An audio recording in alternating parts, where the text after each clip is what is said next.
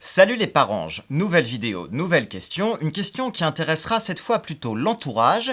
Qu'est-ce que le deuil périnatal? Bien sûr, vous le savez, nous avons tous ceci en commun sur cette page, d'avoir vécu ou parfois de vivre encore un deuil périnatal.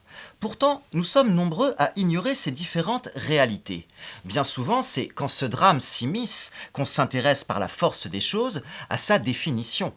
Alors, qu'est-ce que le deuil périnatal? Quelle situation recouvre-t-il? Et sommes-nous vraiment seuls sur ce chemin de deuil? D'abord, l'étymologie. Le deuil vient du latin dolus, la douleur, pour désigner celui qui souffre d'une perte.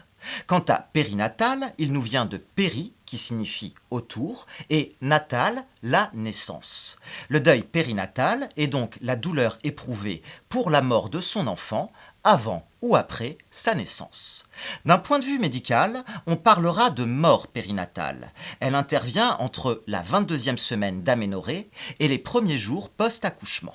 Mais qu'importe ces dates, l'amour, vous le savez dans votre chair, ne se mesure pas.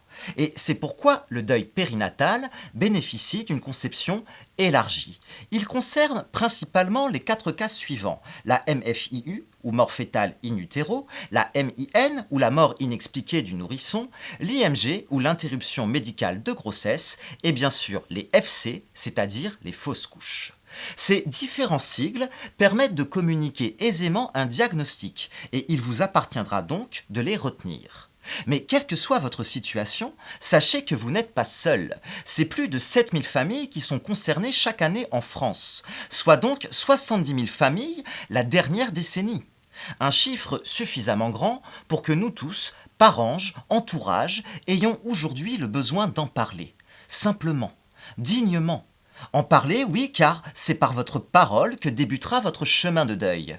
Un chemin solitaire, pour une histoire unique, la vôtre, celle de votre ange, mais pourtant un chemin partagé. Alors, à bientôt sur Parlons Anges pour parler de nos anges.